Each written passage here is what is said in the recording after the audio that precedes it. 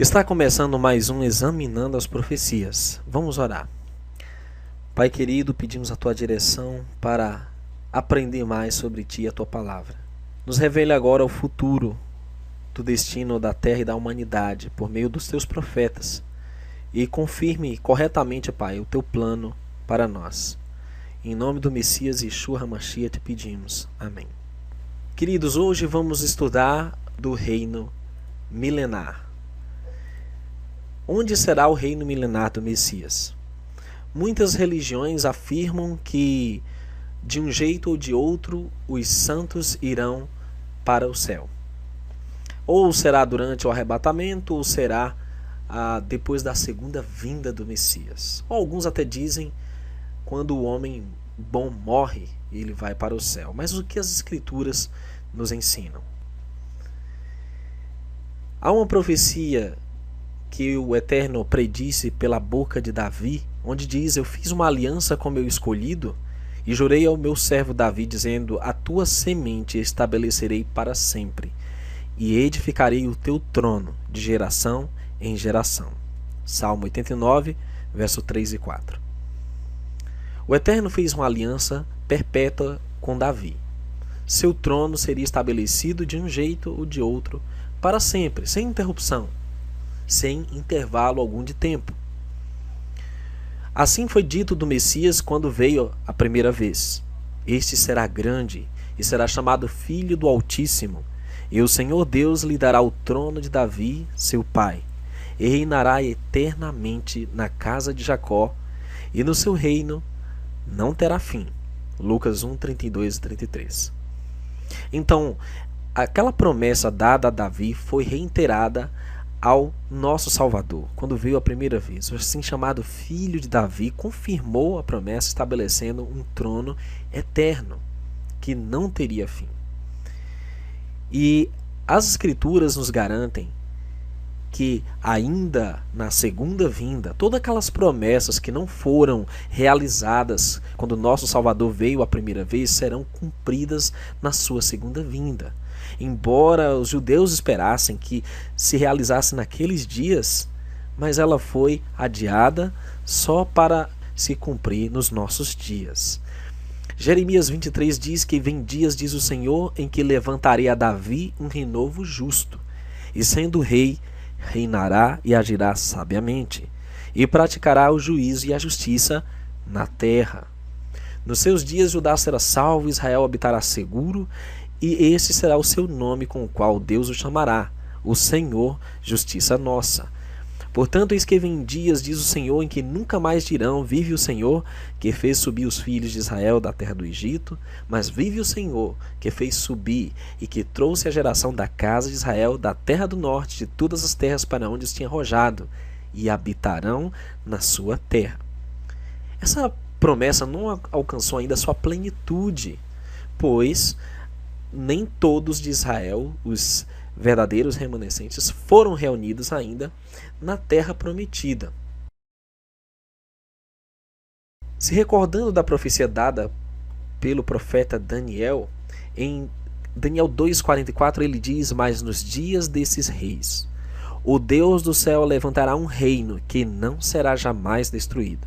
Este reino não passará a outro povo, esmiuçará e consumirá todos esses reinos, mas ele mesmo subsistirá para sempre. Observe bem, o profeta diz que na vinda do Messias será nos dias desses reis.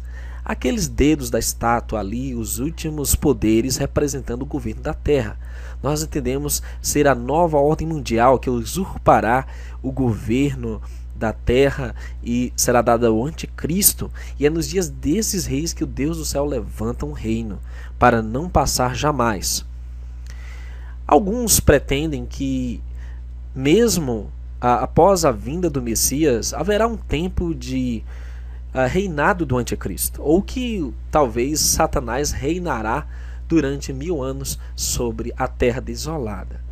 E isso contraria frontalmente a profecia de Daniel 7, 21 e 22, quando diz: eu olhava, e eis que este chifre fazia guerra contra os santos, aqui é o anticristo, e prevaleceu contra eles. Até que veio o ancião de dias e fez justiça aos santos do Altíssimo, e chegou o tempo em que os santos possuíram o reino. Os queridos notam que aqui nos dias em que o anticristo estiver no poder, o reino do Altíssimo será estabelecido por meio de seu Filho. E o reino, e o domínio, e a majestade dos reinos debaixo de todo o céu serão dados ao povo dos santos do Altíssimo. O seu reino será um reino eterno, e todos os domínios o servirão e lhe obedecerão. Você nota que são os reinos debaixo de todo o céu, ou seja, a terra, que será dado ao povo dos santos do Altíssimo? Veja, Daniel 7,27, então, deixa muito claro que na segunda vinda, nosso Salvador estabelecerá o reino do eterno. A princípio, seu Filho reinará por 1000 anos. É isso que vamos ver agora. Após toda essa sucessão de reinos dos homens, ele estabelecerá um reino eterno. Muito bem. E ouvindo eles estas coisas, ele prosseguiu e contou uma parábola, porquanto estava perto de Jerusalém, e cuidavam que logo se havia de manifestar o reino de Deus. Para os discípulos, era uma ideia desconhecida essa de que os santos iriam reinar no céu. Isso jamais passou na cabeça dos apóstolos. Por isso, eles já esperavam que o reino fosse estabelecido em seu tempo. E disse, pois, certo homem nobre partiu para uma terra remota, a fim de tomar para si um reino e voltar depois. Aqui o Salvador aplica essa parábola a si mesmo. Ele vai para uma terra remota, distante, vai para perto do Pai, o céu, para tomar para si um reino e voltar depois. Isso coaduna com Daniel capítulo 7, onde diz que ele recebeu o domínio, o poder de seu Pai. Respondeu Jesus: o meu reino não é deste mundo. Se o meu reino fosse deste mundo, pelejariam os meus servos, para que eu não fosse entregue aos judeus. Mas agora o meu reino não é daqui. João 18:36. Você nota que o reino não era ainda do Messias na primeira vinda. Havia coisas pendentes que deveriam ser realizadas antes que o reino messiânico fosse estabelecido na terra. Não quer dizer que porque não era naquele momento que ele não iria ainda estabelecer um reino eterno sobre a terra. Aqueles, pois, que se haviam reunido, perguntaram-lhe dizendo: Senhor, restaurarás tu neste tempo o reino a Israel? E disse-lhes: não vos pertence saber os tempos ou as estações que o Pai estabeleceu pelo seu próprio poder. Atos 1, 6 e 7.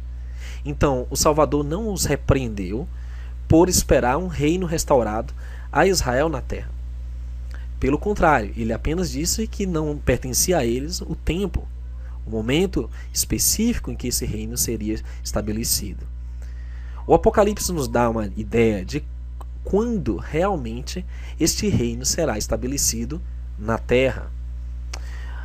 O sétimo anjo tocou sua trombeta e houve no céu grandes vozes que diziam: os reinos do mundo vieram a ser de nosso Senhor e do seu Cristo, e ele reinará para todo o sempre. Apocalipse 11, 17. Em meio ao turbilhão dos últimos acontecimentos, no desfecho final, a voz da sétima trombeta assegura que o reino do mundo se tornará reino do nosso Salvador. E quando ele assumir esse reino no mundo, ele reinará para todo o sempre. Porque o mesmo Senhor descerá do céu com alarido, com voz de arcanjo, com a trombeta de Deus, e os que morreram em Cristo ressuscitarão primeiro. Depois nós, os que ficarmos vivos, seremos arrebatados juntamente com eles nas nuvens, a encontrar o Senhor nos ares, e assim estaremos sempre com o Senhor. Note, o amigo, que nós fomos ensinados que esta passagem se aplica à ida para o céu. Contudo, se nós olharmos cuidadosamente, aqui não fala que nos encontraremos no terceiro céu, no paraíso, mas senão que se encontraremos nos ares e então estaremos sempre com o Senhor. Agora, em 1 Tessalonicenses 4, 16 e 17, não deixa ainda claro onde esta reunião se dará, onde os santos reinarão com o Salvador. Em outra passagem, e esclarece a esse respeito quando o Filho do Homem vier em sua glória e todos os santos anjos com ele. Então se assentará no trono da sua glória. E todas as nações serão reunidas diante dele, e apartará uns dos outros, como o pastor aparta dos bodes as ovelhas, porá as ovelhas à sua direita, mas os bodes à esquerda. Então virá o rei aos que estiverem à sua direita. Vinde benditos de meu Pai, possuí por herança o reino que vos está preparando desde a fundação do mundo. Mateus 25, 31 a 34.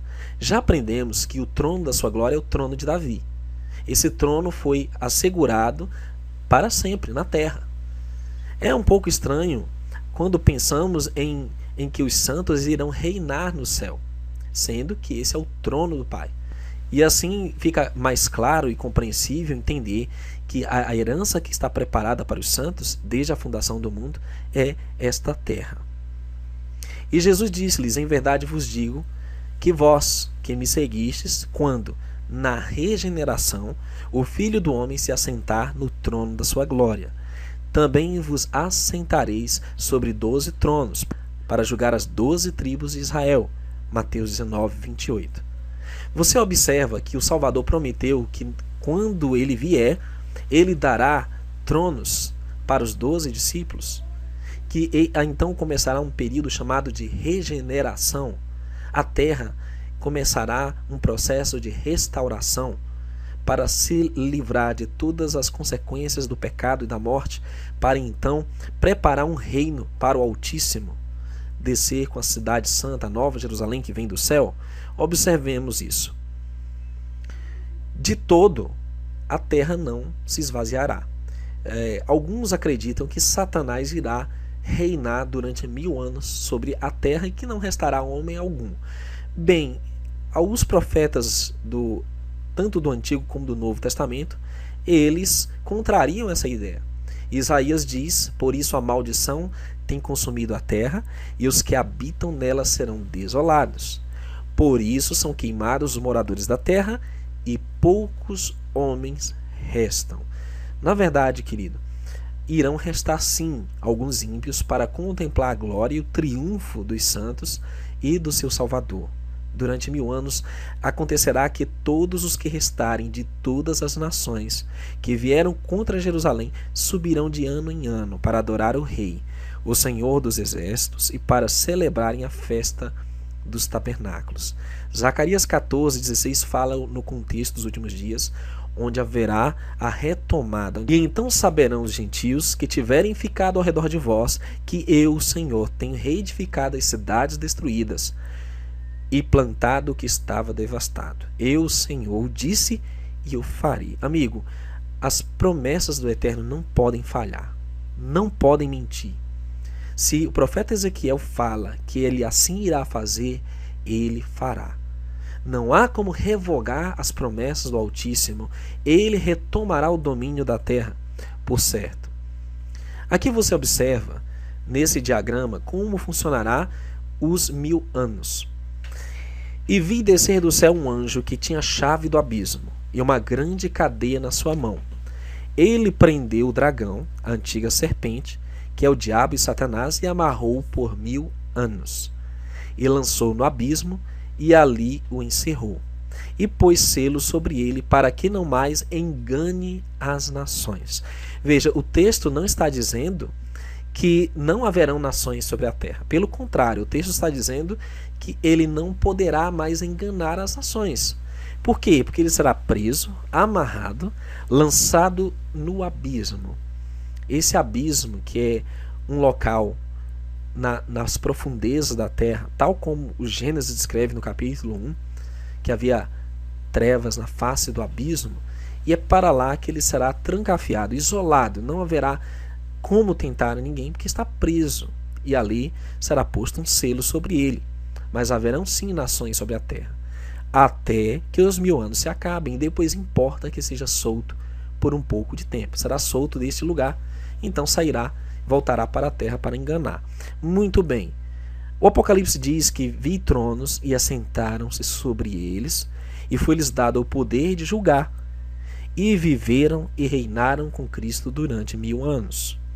Observe que muitos aplicam este reinado a um reinado celeste, mas não é isso que o Apocalipse diz.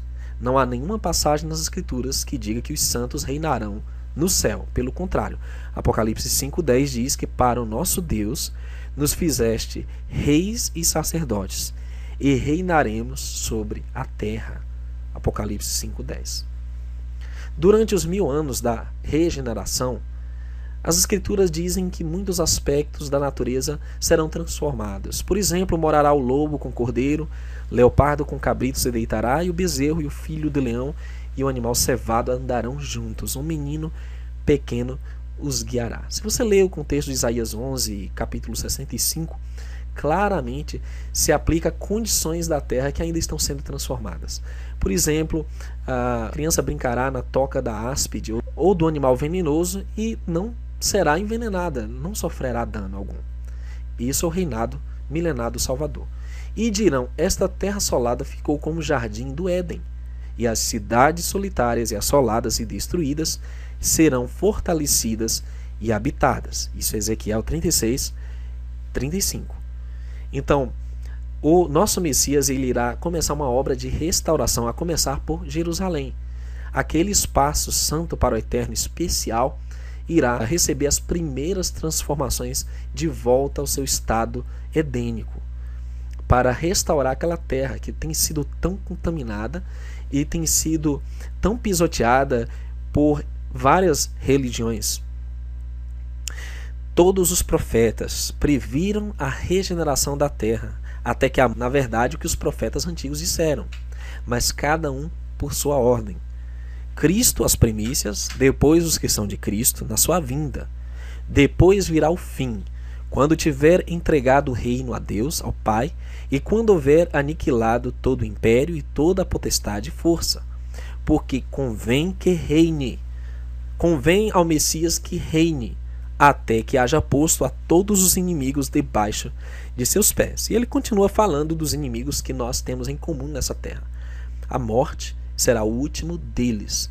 Então, isso coaduna com a passagem do Evangelho que diz que era mistério que houvesse a regeneração, a restauração do reino aqui na terra. Bem, no fim dos 1000 anos, Satanás será solto da sua prisão, sairá enganar as nações que estão sobre os 4 cantos da terra. Note, essas nações se encontram nos 4 cantos da terra já.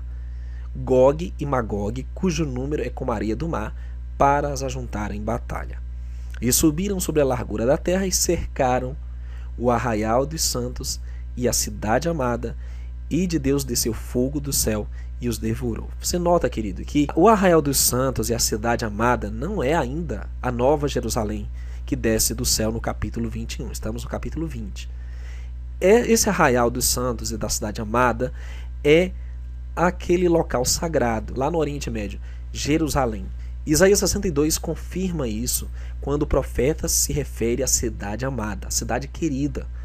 Essa é a cidade de Jerusalém, local que tem sido tripudiado pelos gentios até a sua plenitude. Quando chegar o reino milenar do Salvador, então isso será retomado, será resgatado. Você pode conferir isso em Apocalipse 20, versos 7 a 9. Bem, nesse desfecho, João vê a santa cidade, a nova Jerusalém, que do Pai ela desce do céu, adereçada como uma esposa ataviada para o seu marido. Eu e você sabemos que o marido é o Cordeiro, é o nosso Salvador. Então, se ela vem como esposa até ele, não faria sentido que ele já estivesse dentro dela com os santos. Pelo contrário, eles se encontram na Terra Santa, especificamente, e ali receberão a cidade santa, a nova Jerusalém.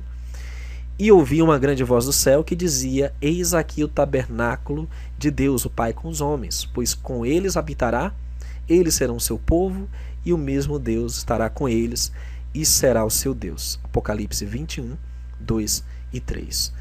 Queridos, o objetivo do nosso arqui-inimigo, nosso adversário, sempre foi tomar o domínio da terra. Isaías já dizia que ele falava no seu coração: subirei ao céu acima das estrelas de Deus, exaltarei o meu trono E no monte da congregação me assentarei aos lados do norte, subirei às alturas das nuvens e serei semelhante ao Altíssimo.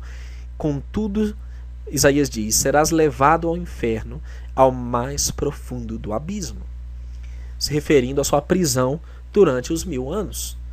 Isaías 14, 13 a 15. Nosso Salvador diz que agora é o juízo deste mundo. Agora será expulso o príncipe deste mundo. Satanás tinha se assenhorado do domínio da terra, mas foi derrubado.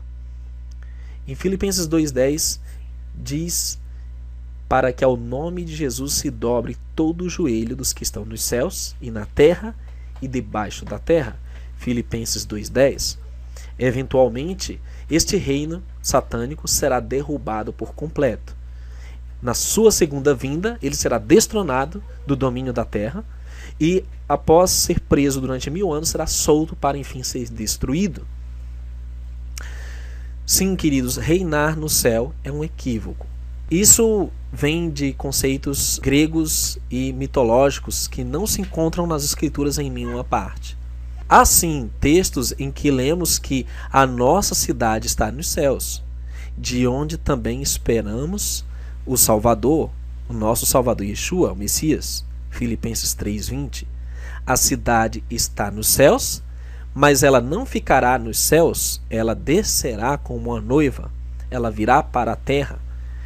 As escrituras também dizem que os céus são os céus do Senhor, mas a terra deu aos filhos dos homens. Salmos 115, verso 16. A terra é a herança dos seres humanos, os remidos, os salvos. Mateus 10,7 diz, indo pregai, dizendo, é chegado o reino dos céus. Não é o reino da terra que subirá para os céus, mas o reino dos céus descerá à terra. Isso é confirmado pelo nosso Messias em Mateus 6,10, quando diz, venha o teu reino, seja feita a tua vontade, assim na terra como no céu. Queridos, a terra é demasiado importante para o nosso Criador. Por isso, o grande campo de disputa é este planeta, porque justamente é nele que será estabelecido o trono universal para todo sempre. O Apocalipse 21:3 diz que aqui estará o tabernáculo do Pai, do eterno Deus, com os homens, pois com eles habitará, eles serão seu povo.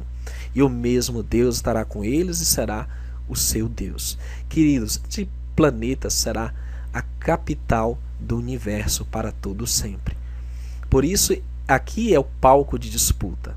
Muitos tentam minimizar a importância deste lugar, como se aqui fosse um dentre tantos outros bilhões de planetas ou galáxias, ou como se aqui fosse simplesmente algo que existe em função dos astros. Não.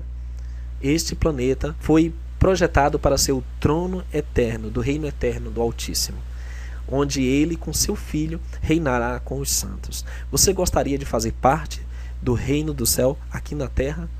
Que o Eterno te abençoe.